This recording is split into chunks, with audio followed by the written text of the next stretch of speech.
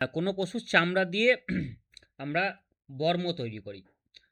বর্ম কি হয় মানে এক ধরনের পোশাক যেটা যুদ্ধে কাজে লাগে এবং স্যার এটা যুদ্ধ গন্ডার হবে স্যার। হ্যাঁ গন্ডার। তো গন্ডারের চামড়া যেহেতু পুরু সেহেতু গন্ডারের চামড়া দিয়ে বর্ম তৈরি হয়।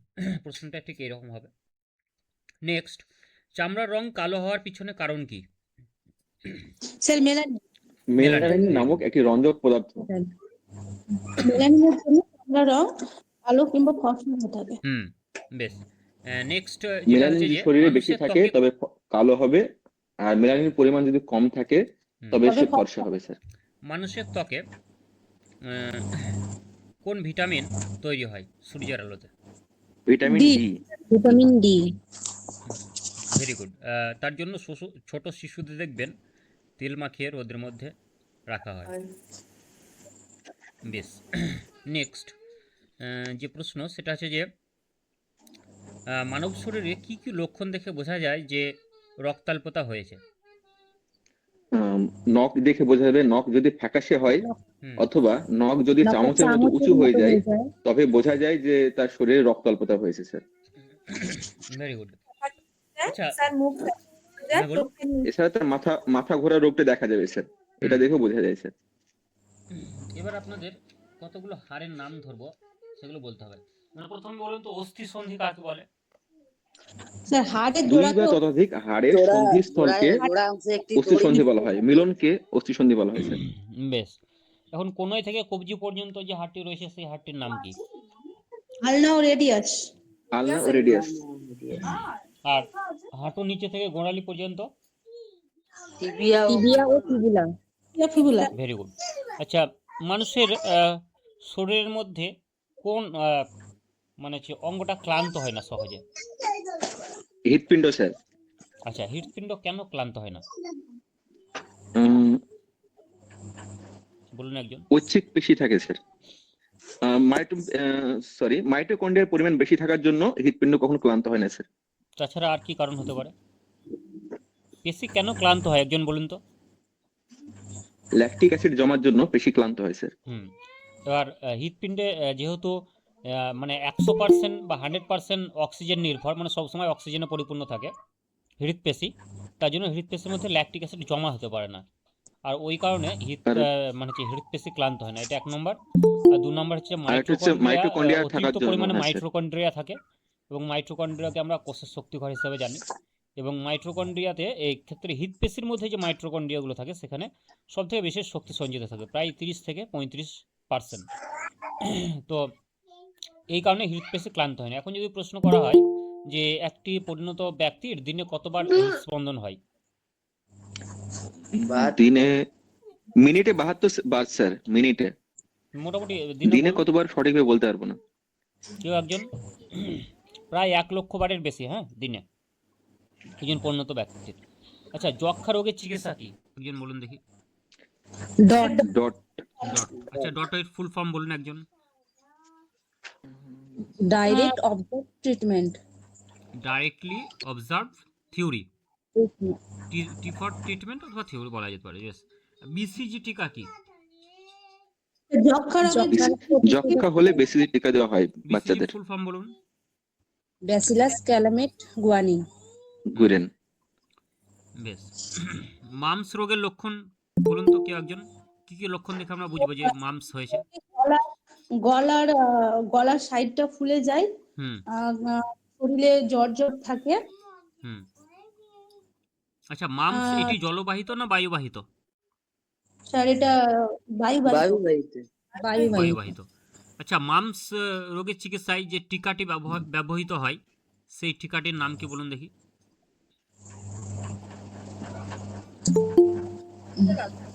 এমএমআর। MMR, very good. আচ্ছা, নেক্সট প্রশ্ন যে মাটি কয় প্রকার ও কি কি? স্যার মাটি 3 মাটি প্রকার। সাধারণত 3 প্রকার, এঁটেল, বেলে, দোআঁশ। তবে আরেকটু ভাগ করা যায়, বোদ মাটি বা হিউমাস মৃত্তিকাও বলা হয় স্যার কোনো কোনো ক্ষেত্রে। বেশ, ঠিক আছে। আচ্ছা, কোন মাটির জলধারণ ক্ষমতা সব থেকে কম? এঁটেল মাটি, এই বেলে মাটির জলধারণ ক্ষমতা সবথেকে কম, আচ্ছা, বেলে মাটিতে কারণ কি মৃত্তিকার ফসল কণাগুলি হয়? অনেক বড় আকারের হয়। বেলে মাটিতে কি কি ফসল হয় ভালো? বেলে মাটিতে সাধারণত চীনা বাদাম, তরমুজ, শসা ফসল ভালো হয়। ইত্যাদি চাষ হয়ে থাকে স্যার। হুম। আচ্ছা, একজন বলুন যে জল দূষণের কয়েকটি কারণ বলুন দেখি। কলকারখানা থেকে যান- নির্গত বর্জ্য কলকারখানা- পদার্থ, কাপড় কাচা, স্নান করা, গবাদি পশু স্নান করানো, ফসলে কীটনাশক ব্যবহার করা। কীটনাশক ব্যবহার করা প্রভৃতি। বেশ। একজন বলুন ব্রাহ্মী শাকের উপকারিতা কি? ব্রাহ্মী শাক। স্মৃতিশক্তি বৃদ্ধি ঘটে। বৃদ্ধি করতে সাহায্য। বেশ, ভেরি গুড। আচ্ছা, আঁশ নেই এমন একটি মাছের নাম বলুন দেখি। তার মাগুর মাছ, হ্যাঁ? ট্যাংরা মাছ, ট্যাংরা মাছ। আর ট্যাংরা, মাগুর। মাগুর। বেশ। চিংড়ি, আচ্ছা, টিকটিকির লেজ কেটে গেলে গজায়, তাই তো? হ্যাঁ স্যার। এটা কেন বলুন তো? টিকটিকির লেজ কেটে গেলে গজায় কেন? স্যার জানা নেই স্যার। কেউ একজন স্যার বলুন। ওই বৃদ্ধি ঘটে ওদের। হ্যাঁ? এবার কেন? জোরে বলুন, আওয়াজ শোনা যাচ্ছে না। স্যার টিকটিকির লেজ কেটে যায় এটা বইয়ে দেওয়া আছে, কিন্তু কেন এটা দেওয়া নাই তো জানিও না। এটা অবশ্যই। আপনাদের হোমওয়ার্ক থাকলো, হ্যাঁ? কেন এটা জেনে আমাকে পরের দিন বলবেন। ঠিক আছে স্যার। বেশ। নেক্সট, জীব বৈচিত্র্য বলতে আপনি কি বোঝেন? স্যার আমাদের পরিবেশে যে নানা রকমের উদ্ভিদ এবং প্রাণী রয়েছে, সেই উদ্ভিদ এবং প্রাণীদেরকে নিয়েই জীববৈচিত্র্য বা একেই জীববৈচিত্র্য বলে। হুম। আচ্ছা, শিশুদের জীব বৈচিত্র্য ধারণা কিভাবে দেবেন? স্যার এভাবে ডেমো আকারে দিব। হ্যাঁ, না এমনি বলুন মোটামুটি একটা। এই যে দেখো, এরকম করে বলতে পারি ছোট শিশুদের যে দেখো, এই যে আমাদের পাশে গাছপালা, এই যে আমাদের স্কুলে দেখো তো কত রকমের গাছ রয়েছে।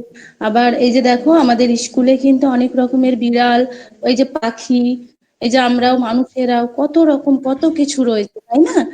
এই যে আমরা এত কিছু দেখতে পাচ্ছি পৃথিবীর মধ্যে, এটাকে কি বলে জানো? এটাকে কিন্তু জীববৈচিত্র্য বলে। জীববৈচিত্র্য কেন বলা হয় জানো? এই যে জীবের নানা রকম বৈচিত্র্য, মানে অনেক রকমের জীব, গাছপালা, পশু পাখি নিয়ে, সেই জন্য জীববৈচিত্র্য বলা হয়। বেশ, ঠিক আছে। দেখো, একটি গুরুত্বপূর্ণ প্রশ্ন, এমন একটি নদীর নাম বলুন যেটি ভারত এবং বাংলাদেশ উভয় দেশের মধ্য দিয়ে প্রবাহিত হয়েছে। স্যার গঙ্গা। গঙ্গা। আচ্ছা, গঙ্গা নদীর উৎপত্তি বলুন। উত্তরাখণ্ডের গঙ্গোত্রী প্রমুখ নদী। গৌমুখ গুহা থেকে উৎপন্ন হয়েছে স্যার। আচ্ছা, এটি দুভাগে ভাগ হয়ে গেছে কোথায় বলুন দেখি। মুর্শিদাবাদ। মুর্শিদাবাদের কাছে ধুলিয়ানে। একটি পদ্মা মুর্শিদাবাদ, ধুলিয়ানে। নদী আছে, পদ্মা নামে বাংলাদেশে এবং বড় অংশটা বাংলাদেশে ভাগীরথী চলে গেছে, হুগলি নামে, সেটার নাম কি? স্যার ওটা পদ্মা। আর পদ্মা নামে বাংলাদেশ। আরেকটা অংশের নাম? আরেকটি ভাগীরথী হুগলি নামে আমাদের ভাগীরথী, তারপরে হুগলি। হুম। হুগলির নামে মোহনায় মিশেছে। নদিয়া পর্যন্ত ভাগীরথী, নদিয়ার পর থেকে হুগলি নামে চলে এসেছে। Very good. নদিয়া নবদ্বীপ পর্যন্ত ধারাটির নাম হচ্ছে ভাগীরথী এবং ভাগীরথী, নবদ্বীপের পর থেকে এটার নাম হচ্ছে থেকে হুগলি। মোহনা পর্যন্ত হুগলি, তারপরে হুগলি। বেশ, ভালো বলেছেন। মালভূমি অঞ্চলের মাটির রং কেমন হয়? স্যার লাল হয়। পশ্চিমবঙ্গ লাগোয়া তিনটি রাজ্যের নাম বলুন। ঝাড়খণ্ড, ঝাড়খণ্ড, বিহার আর উড়িষ্যা। একটা হচ্ছে বিহার, একটা হচ্ছে ঝাড়খণ্ড, আর একটা হবে উড়িষ্যা। উড়িষ্যা উড়িষ্যা এই যে রাজ্য, এর রাজধানী কোথায়? উড়িষ্যা রাজ্যটি ভুবনেশ্বর। ভুবনেশ্বর। ভুবনেশ্বর ভুবনেশ্বর ভুবনেশ্বর। না স্যার, ভুবনেশ্বর। ভুবনেশ্বর। ভুবনেশ্বর। আচ্ছা, যদি আপনাদের এটি প্রশ্ন করা হয় যে হলদি নদীর নাম শুনেছেন? হ্যাঁ স্যার। আচ্ছা, হলদি। কেলেঘাই ও পাংশবতী নদীর মিলনকে বলা হয় হলদি নদী স্যার। হ্যাঁ, হ্যাঁ। এটাই প্রশ্ন আছে। এটি যে পূর্ব কোন মেদিনীপুরে দুটো হয়েছে। নদীর মিলনস্থলকে বলা হয়? হ্যাঁ, কেলেঘাই এবং কংসাবতী পূর্ব মেদিনীপুরে হয়েছে হলদি নদী। এখন একটি প্রশ্ন বলুন যে দুজন বাঙালি মহিলা স্বাধীনতা সংগ্রামীর নাম বলুন। প্রীতিলতা ওয়েদ্দেদার, মাতঙ্গিনী হাজরা। প্রীতিলতা ওয়াদ্দেদার আর মাতঙ্গিনী হাজরা, আর একজন কল্পনা দত্ত হতে পারেন। কল্পনা দত্ত। অরুন্ধতী মৈত্র নাকি একটু এবার একটি খুব গুরুত্বপূর্ণ প্রশ্ন, অরুন্ধতী মৈত্র লেখিকা। ইংলিশ বাজার, নবদ্বীপ এবং রায়গঞ্জ, আরেকবার বলছি, ইংলিশ বাজার, নবদ্বীপ এবং রায়গঞ্জ এই শহরগুলি কোন কোন নদীর তীরে অবস্থিত? স্যার ইংলিশ বাজার, মহানন্দা, মালদা, রায়গঞ্জ, এই উত্তর দিনাজপুর আর নদিয়া নদিয়ার আর রাতরাই। না, একজন বলুন, প্রথমে একজন বলুন, একজন বলুন যে রায়গঞ্জ এই এই শহরটি কোন নদীর তীরে অবস্থিত? রায়গঞ্জ কুলিক রায়গঞ্জ নদী। কুলিক নদীতে অবস্থিত স্যার। Very good. ইংলিশ বাজার কোন নদীর তীরে অবস্থিত? মহানন্দা নদীর তীরে অবস্থিত স্যার। মহানন্দা। আর আরেকটা হচ্ছে নবদ্বীপ, এটা কোন নদীর তীরে অবস্থিত? গঙ্গা নদীর তীরে স্যার, গঙ্গা নদীর হুগলি তীরে। গঙ্গা নদীর তীরে। নবদ্বীপটা গঙ্গা হবে? হ্যাঁ স্যার, গঙ্গায় তো ভাগীরথী। না, গঙ্গা বললে স্যার ভাগীরথী, ভাগীরথী স্যার। ভাগীরথী। ভাগীরথী ভাগীরথী হবে। ভাগীরথী বললে একটু ভুল হয়ে যাবে, এটা আপনাদের বলতে হবে ভাগীরথী এবং জলঙ্গি নদীর মিলনস্থলে অবস্থিত নবদ্বীপ। জলঙ্গি বলতে হবে। হ্যাঁ হ্যাঁ হ্যাঁ। দেখবেন নবদ্বীপ যাওয়ার আগে ওই রাস্তাটা, এই যখন নৌকাতে পার হবেন দেখবেন দুই দিক থেকে এসছে, একটা হচ্ছে ভাগীরথী, একটা হচ্ছে জলঙ্গি। এবং দুটো রং আলাদা। হ্যাঁ, রং দুটো আলাদা, রং আমি আলাদা। দেখেছি কিন্তু, হ্যাঁ। দুটো রং আলাদা। আপনারা হ্যাঁ স্যার, হয়তো আমিও দেখেছেন। দেখেছি। বেশ, ঠিক আছে। উত্তরবঙ্গের একটি পাখিরালয়ের নাম বলুন দেখি। কুলিক কুলিক স্যার। কুলিক পাখিরালয়। এটা রায়গঞ্জে আছে। রসিক বিল হবে কি স্যার? রসিক বিল বলা যায়? বলা যেতে স্যার, পারে, পাখি- দেখতে হবে। স্যার পাখি আলবত তো ঠিক কুলিক কুলিক ওই যেটা আছে কুলিকটা সেটা তো জানি সবাই। কুলিক নদীর তীরে কুলিক পাখিরালয়। পাখিরালয়, রায়গঞ্জ। এটা তো উত্তর দিনাজপুর। এশিয়ার সবচেয়ে বৃহত্তম না স্যার? জানা আছে আপনাদের কারণ এটা এশিয়ার বৃহত্তম? হ্যাঁ স্যার, হ্যাঁ স্যার, এশিয়ার বৃহত্তম এটা। হ্যাঁ হ্যাঁ। ঠিক আছে। আচ্ছা, ম্যানগ্রোভ অরণ্য কাকে বলে? একজন বলেন দেখি। স্যার সুন্দরবন অঞ্চলে বা লবণাক্ত মাটিতে যেসব উদ্ভিদ জন্মায় তাদের আমরা ম্যানগ্রোভ উদ্ভিদ বলি, যেমন সুন্দরী, গরান, গেওয়া। ম্যানগ্রোভ উদ্ভিদের দু ধরনের মূল দেখতে পাওয়া যায়, সেই মূল দুটি নাম বলুন। ঠেসমূল আর ঠেসমূল স্যার। শ্বাসমূল আর ঠেসমূল। এবার একজন বলুন যে ঠেসমূল এবং শ্বাসমূল এই দুটোর মধ্যে পার্থক্য কি?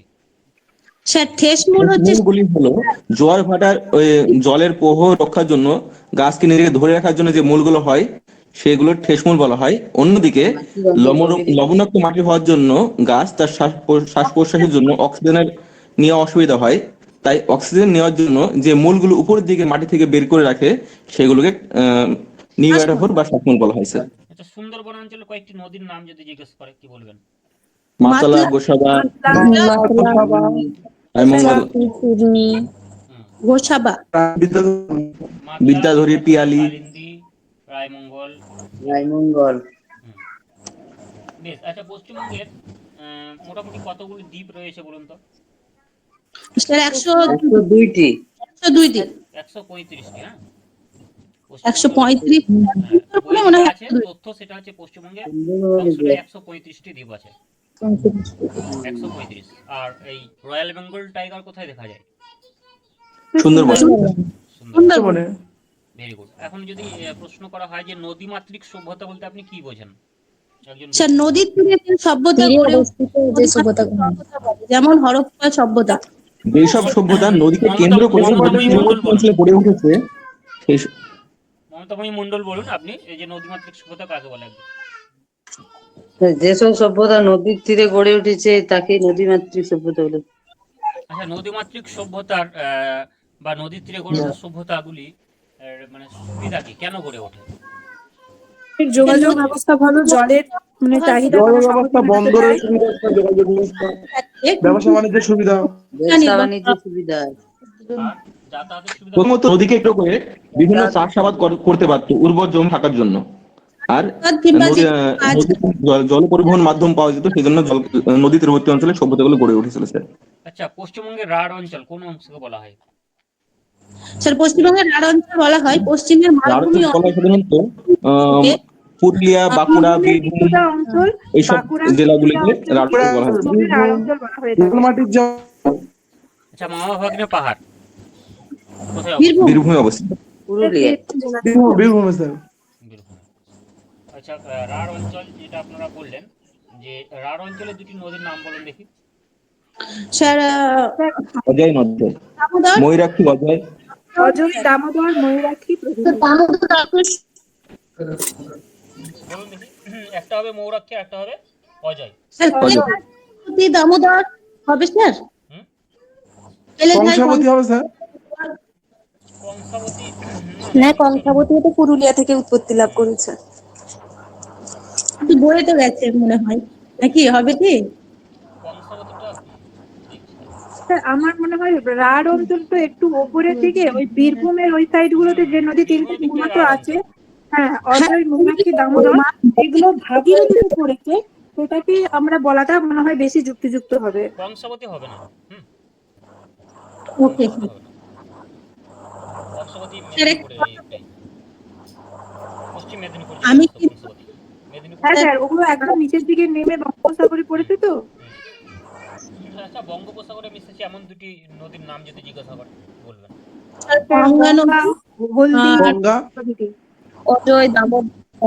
না, অজয় দামোদর তো ভাগীরথী। গঙ্গা, নর্মদা নদী, নর্মদা নদী স্যার বলা যাবে স্যার? না, নর্মদা তো হবেই না। হবে না? না, নর্মদা আরব সাগর। তো তো পশ্চিমে নদী। নর্মদা তো গুজরাটের ওদিকে আরব সাগরে পড়েছে। নর্মদা নদীটা খাম্বাদ সাগরে। নর্মদাকে দক্ষিণ ভারতের গঙ্গা বলা হয়, জানেন তো এটা? গোদাবরী কি বলা হয় না স্যার? হ্যাঁ স্যার, হ্যাঁ স্যার জানি এটা। না, স্যার, নর্মদা নয়, সরি, কাবেরীকে কাবেরীকে কাবেরীকে বলা হয়। কাবেরীকে দক্ষিণ ভারতের গঙ্গা বলা হয়। দক্ষিণ বলা হয় ভারতের স্যার। গোদাবরীকে বলা হয়। গোদাবরী নদীকে বলা হয় স্যার। দক্ষিণ ভারতের গঙ্গা গোদাবরীকে না কাবেরীকে? স্যার গোদাবরী। না, কাবেরীকে। কাবেরী স্যার।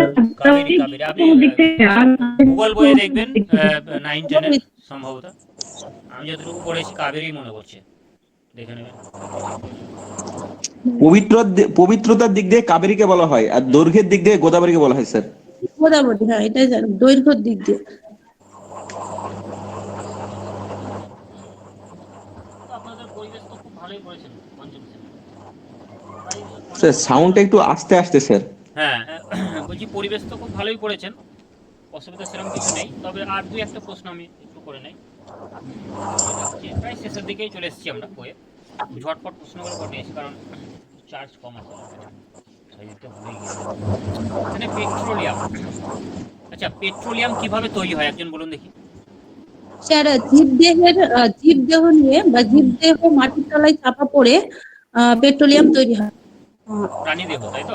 জীবদেহ প্রাণীদেহ প্রাণীদেহ মাটিতে চাপা পড়ে চাপ এবং তাপের প্রভাবে উদ্ভিদ ও প্রাণীদেহ জীবদেহের সারা অংশ ধ্বংসপ্রাপ্ত হয়ে গেলেও তাদের দেহের মধ্যে যে কার্বন থাকে সেটা থকথকে দেহের মতন দেহাবশেষ হিসাবে সেটা মাটির নিচেই রয়ে যায়, যেটাকে আমরা পরবর্তী ক্ষেত্রে খনিজ বা পেট্রোলিয়াম হিসাবে উৎপাদন করছি, এবং এটাকেই পেট্রোলিয়াম মানে বলছে। প্রাণীদেহ মাটির নিচে চাপা পড়ে গেলে ভূগর্ভস্থ চাপ এবং তাপের ফলে সেটি পেট্রোলিয়ামে রূপান্তরিত হয়। প্রাণীদেহে যে কার্বনটা থাকে সেটা কার্বন, পেট্রোলিয়ামে হ্যাঁ রূপান্তরিত কার্বন, ঠিক। এখন যদি প্রশ্ন করা হয় যে পেট্রোলিয়াম থেকে কি কি উৎপন্ন হয়? স্যার, পেট্রোল, ডিজেল প্রভৃতি উৎপন্ন হয়। এছাড়াও diesel, kerosene, kerosene, naphthalene. Naphthalene, ঠিক। আচ্ছা, দেখতে কেমন হয় পেট্রোলিয়াম? সবথেকে জেলির মতো। সবথেকে বাদামি। কালো তরল, এক ধরনের কালো তরল পদার্থ। আচ্ছা, কালো সোনা কাকে বলা হয় জানেন? কয়লা। কালো সোনা? কালো সোনা বলা এই হচ্ছে। তো কয়লাকে। আর পেট্রোলিয়ামকে আরেকটি কি নামে ডাকা হয়? তরল সোনা। তরল সোনা। তরল সোনা। বেশ। আচ্ছা, মাঝিরা নৌকা চালানোর সময় যে গানটি করে সেই গানটি সারি গান। সারি গান। সারি গান। একটা সারি গান গেয়ে শোনাতে পারবেন? দু এক লাইন।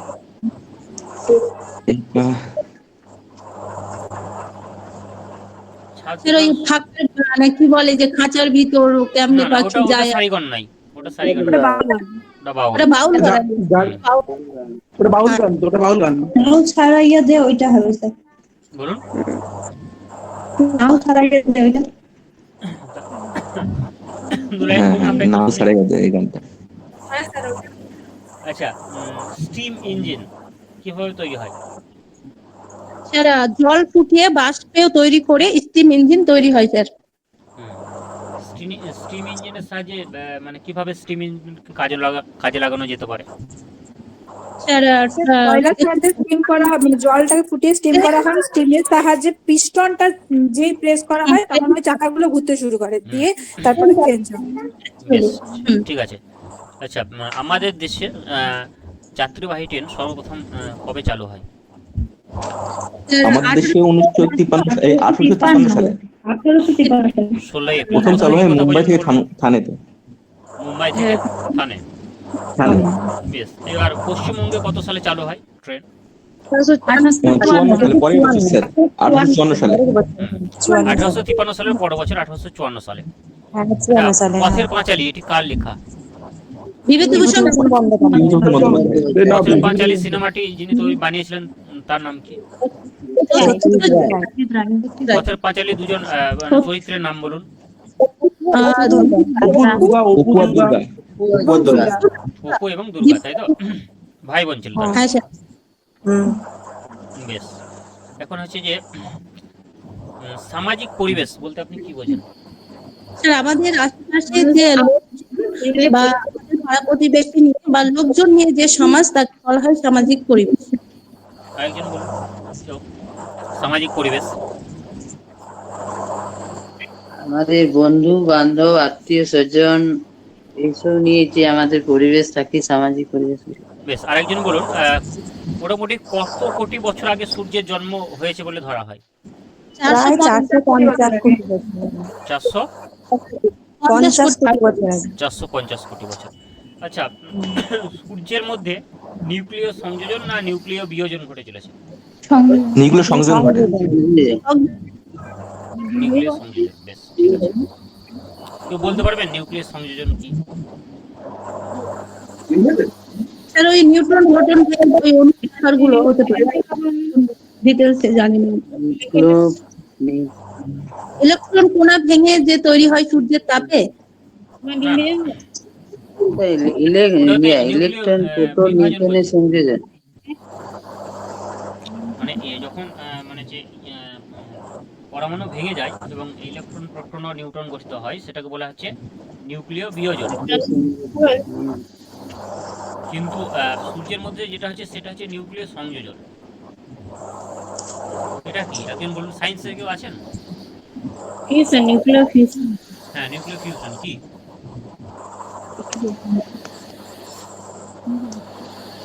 বলুন দেখি একজন।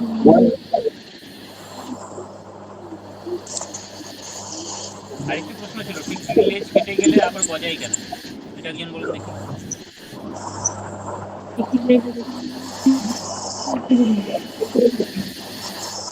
কার আওয়াজ এসে এত? একটু মাইক্রোফোনটা অফ করে রাখুন। স্যার মেটামরফোসিসের জন্য মনে হয়। মেটামরফোসিসের জন্য কি হয়? টিকটিকির লেজটা আবার গজায়। মেটামরফোসিস কোষ বিভাজন বলছেন তো? হ্যালো, হ্যাঁ স্যার। হ্যাঁ স্যার, কোষ বিভাজন। আচ্ছা, মেটামরফোসিস কোষ বিভাজন এবং মায়োসিস কোষ বিভাজন, এই দুটি একটু ব্যাখ্যা করুন দেখি একজন।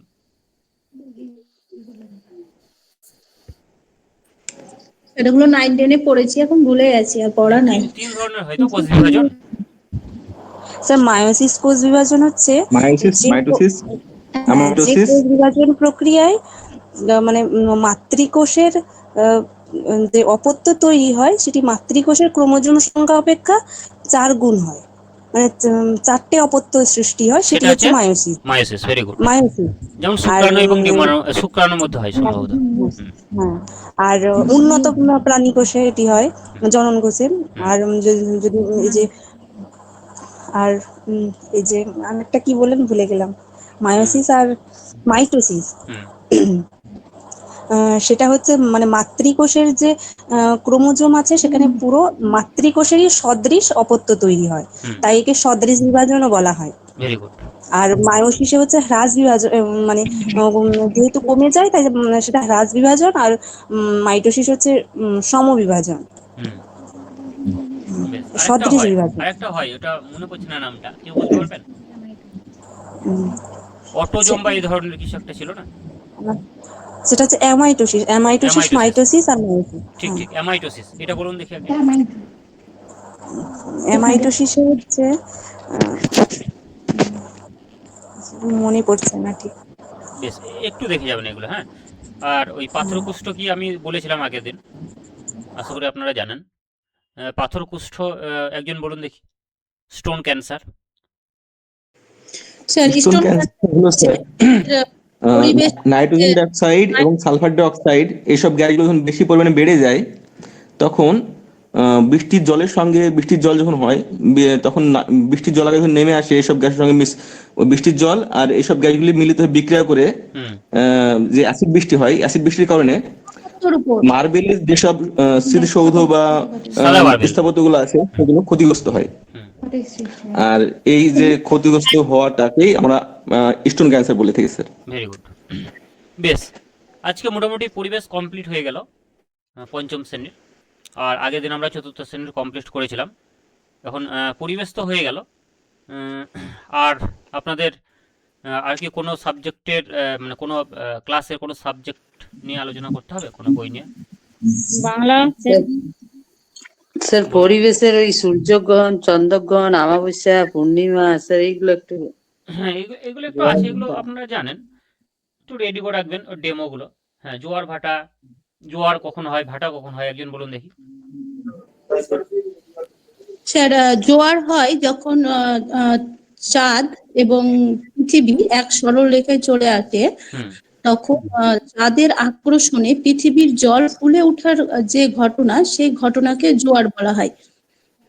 আর ভাটা? আর জোয়ার হচ্ছে অমাবস্যা এবং পূর্ণিমার যে জোয়ার হয় সেটাকে বলা হয় ভরা কৌটাল, এবং সপ্তম অষ্টম তিথিতে যে জোয়ার হয় সেটাকে বলা হয় মরা কৌটাল। আর ভাটা হচ্ছে যখন জোয়ার হয় তার বিপরীত দিকে? বিপরীত দিকে, যে না স্যার, সরি, এটা না। জোয়ারের মাঝখানে ভাটা হয় স্যার। হ্যাঁ, প্রান্তে একদমই জল তাই। মাঝখানে ভাটা হবে। মাঝখানে ভাটা হয়, আচ্ছা, কারণ মুখ্য পৃথিবী জোয়ার পৃষ্ঠে দুই এবং দিকে জল গৌণ যখন জোয়ার ফুলে ওঠে তখন মাঝখানটা মানে ভাটা মাঝখান হয়, কারণ জল মুখ্য কমে যায়। জোয়ার ও গৌণ জোয়ার সবসময় বিপরীত প্রান্তে হয় এবং দুই প্রান্তের ঠিক মাঝখানে যে দুটো পোর্শন ফাঁকা থাকে পৃথিবীর, হুম সেই দুটো পোর্শনই ভাটা হয়। আর এটার জন্য মানে এটা প্রত্যেক দিনের ঘটনা, এটার জন্য পৃথিবী, চাঁদ, সূর্য কাউকে একই সরলরেখার আসার দরকার হয় না, মানে এটা ক্রমবর্ধমান হতেই চলেছে 6 ঘন্টা ছাড়া ছাড়া আর কি। হুম হুম। আর আরেকটা প্রশ্ন এখানে ছিল, এই আরেকটা প্রশ্ন এখানে ছিল যে ওই হ্যাঁ, এবং চাঁদ এবং সূর্য উভয়ের আকর্ষণে যে জোয়ার হয় সেই জোয়ারটিকে কি বলা হয়? ভরা কৌটাল। ভরা কৌটাল। ভরা কোটাল। হ্যাঁ, আর ওই টাইমের ডিফারেন্সটা বলুন দেখি, জোয়ার ওটা এবং 6 ঘন্টা 13 মিনিট, 12 ঘন্টা পরে 6.5 ঘন্টা পর ভাটা হয় স্যার। 13 মিনিট, মানে 6 ঘন্টা 13 মিনিট। 6 ঘন্টা 13 6 ঘন্টা 13 মিনিট, 12 ঘন্টা 26 মিনিট, আর হচ্ছে যে ওটা ওই 2 ঘন্টা 52 মিনিট। জোয়ার হয়। আচ্ছা, গৌণ জোয়ারের কত ঘন্টা পর মুখ্য জোয়ার হয়? গৌণ জোয়ার 12 ঘন্টা 26 মিনিট পরে। 12 ঘন্টা। ভেরি গুড, 12 ঘন্টা 26 মিনিট। 12 ঘন্টা 26 মিনিট, আর 24 ঘন্টা পর পর একবার মুখ্য জোয়ার হয়েছে। হুম, আচ্ছা ঠিক আছে। নমস্কার প্রিয় বন্ধুরা, আমি মিঠু কন্যাই, একজন অ্যাসিস্ট্যান্ট স্কুল টিচার। আমি আমার শিক্ষকতা জীবনের 8 বছরের অভিজ্ঞতা, 2 বছরের ডিএলএড এর অভিজ্ঞতা, 2 বছরের বিএড এর অভিজ্ঞতা এবং ই গ্র্যান্ড ট্রেনিং, সে সঙ্গে CWSN ট্রেনিং এর অভিজ্ঞতাকে একত্রিত করে খুব সুন্দরভাবে আপনাদের জন্য কতগুলি বই লিখেছি, বিশেষ করে ইন্টারভিউয়ের ওপর, যেটা হচ্ছে যে প্রাইমারি ইন্টারভিউ বুস্টার, যেটা ভাইভার জন্য যে 5 নম্বর রয়েছে, এবং আরেকটি হচ্ছে ডেমো টিচিং এর জন্য যে আর্ট অফ টিচিং বা ডেমো টিচিং এর ব্রহ্মাস্ত্র। তো বইগুলো একটু দেখে নেয় আপনাদেরকে। এটা হচ্ছে primary and upper primary interview booster. এটা আপনাদের প্রাইমারি ইন্টারভিউর ক্ষেত্রে এবং আপার প্রাইমারি ইন্টারভিউর ক্ষেত্রে বিশেষভাবে কাজে লাগবে। অর্থাৎ প্রিভিয়াস ইয়ারে যে সমস্ত প্রশ্নগুলো ইন্টারভিউ বোর্ড মেম্বাররা করেছিলেন সে সমস্ত প্রশ্নগুলো তো এই বইয়ে রয়েছে, সেই সঙ্গে রিসেন্ট যে টপিকগুলো রয়েছে খুব ভালো টপিক, যেমন NEP 2020 একদম ডিটেলস রয়েছে এই বইটার মধ্যে। আমি বাংলাতে ভেঙে ভেঙে খুব সুন্দরভাবে লিখেছি, এবং Sarva Shiksha Abhiyan, NCF 2005, NEP 2020, right two education act, পুরো ডিটেলস নোট রয়েছে। সে সঙ্গে সিচুয়েশন বেসড প্রশ্ন উত্তর রয়েছে, তারপরে বিভিন্ন ধরনের টার্মিনোলজি রয়েছে, তারপরে কারেন্ট অ্যাফেয়ার্স রয়েছে, তারপরে পশ্চিমবঙ্গের মন্ত্রিসভা, ভারতবর্ষের মন্ত্রিসভা রয়েছে, তারপরে আমাদের প্রতিবেশী দেশ, সেই প্রতিবেশী দেশের রাজধানীর নাম, প্রধান নদীর নাম, প্রধান সিংহের নাম, এক কথায় সমস্ত ধরনের তথ্য যেগুলো প্রয়োজন সেগুলো এই বইটার মধ্যে রয়েছে। আর আরেকটি বই যেটা হচ্ছে আর্ট অফ টিচিং, এই বইটির মধ্যে ডেমো টিচিং কি, আপনি ডেমো টিচিং কিভাবে দেবেন, ডেমো টিচিং দিতে গেলে কোন কোন বিষয়গুলো মেনটেন করতে হবে, কোন কোন বিষয়গুলো অ্যাভয়েড করতে হবে, ডেমো টিচিং এর শল্যকলা কি, তারপরে peacock model, CRC, holistic development, progress report card, বালা, ব্রেন স্টর্মিং, সিম্পোসিয়াম মেথড, বিভিন্ন ধরনের যে পদ্ধতিগুলো রয়েছে, যেমন আবিষ্কার পদ্ধতি, দোলক পদ্ধতি বা পেন্ডুলাম পদ্ধতি, ক্ষেত্র সমীক্ষা পদ্ধতি, তারপরে গল্প বলা পদ্ধতি, সমস্ত পদ্ধতির বিস্তারিত বিবরণ রয়েছে এবং সেই সঙ্গে মূল্যায়নের উপর বিস্তারিত নোটস রয়েছে এবং এটার মধ্যেও রয়েছে মাইক্রো লেসন প্ল্যান, 5টি মাইক্রো লেসন প্ল্যান, 5টি মাইক্রো লেসন রয়েছে, তার উপর লেসন প্ল্যান রয়েছে এবং ম্যাক্রো লেসন প্ল্যানও রয়েছে, যেগুলো আপনাদের ডেমো টিচিং দিতে সাহায্য করবে। এবং এই বই থেকে অনেক কমন আসছে, ইতিমধ্যেই যে সমস্ত বোর্ড মেম্বাররা রয়েছেন তারা যে টপিকগুলোর উপর ডেমো দিতে বলছেন, যেমন ঐকিক নিয়মের উপর ঐকিক নিয়মের উপর ডেমো, বা ভাগের ধারণার উপর ডেমো, গুণের ধারণার উপর ডেমো, শিশুদের ভোকাবুলারি কিভাবে বৃদ্ধি করবেন তার উপর ডেমো, শিশুদের দশমিকের ধারণা কিভাবে দেবেন, ভগ্নাংশের ধারণা কিভাবে দেবেন, সে সমস্ত বিষয়গুলোর উপর ডেমো আপনারা এই বইটার মধ্যে একদম রেডি করা আছে। খুব সুন্দরভাবে সহজ সরল বাংলা ভাষায় স্টেপ বাই স্টেপ আমি লিখেছি, আপনাদের পড়ে একবার দেখে নিলে হয়ে যাবে। তো এই বই দুটো এবং সেই সঙ্গে 8টি পিডিএফ বই রয়েছে, সেই পিডিএফ বই এবং সরাসরি গুগল মিটে আমার সঙ্গে আপনি লাইভ ক্লাস করতে পারবেন এবং আপনি বাড়ি থেকে মক ইন্টারভিউ এবং মক ডেমো দিতে পারবেন। এই জন্য ফুল যে প্যাকেজ, সেই ফুল প্যাকেজটার প্রাইস রাখা হয়েছে আপনাদের সুবিধার্থে। অন্যরা 1000, 5000, 7000 রাখছে, আমি জাস্ট আপনাদের জন্য রেখেছি 900 টাকা, মানে 900 রুপিস। ওরা বলবেন স্যার কিছু ডিসকাউন্ট হবে না, আর আমার কাছে ডিসকাউন্ট হবে না এই কথাটা তো হয় না। আপনাদের জন্য 50% অফ, মাত্র 450 টাকায় আপনারা 2টি প্রিন্টেড বই, এই 2টি প্রিন্টেড বই আমি স্পিড পোস্ট করে দেবো, 3 থেকে 4 দিনের মধ্যে আপনার বাড়িতে পৌঁছে যাবে এবং সেই সঙ্গে পিডিএফ বইগুলো হোয়াটসঅ্যাপে সঙ্গে সঙ্গে পাঠিয়ে দেবো। আর আপনাকে পেড ব্যাচের যে হোয়াটসঅ্যাপ গ্রুপ সেটাতে অ্যাড করে নেব এবং আপনি নিয়মিত ক্লাস করতে পারবেন, মক ডেমো এবং মক ইন্টারভিউ দিতে পারবেন। সুতরাং আর দেরি নয়, অনেক টাকা পয়সা বিভিন্ন জায়গায় খরচ করেছেন, খুব ভাইটাল টাইম, জীবনে বারবার এই সুযোগ পাবেন না।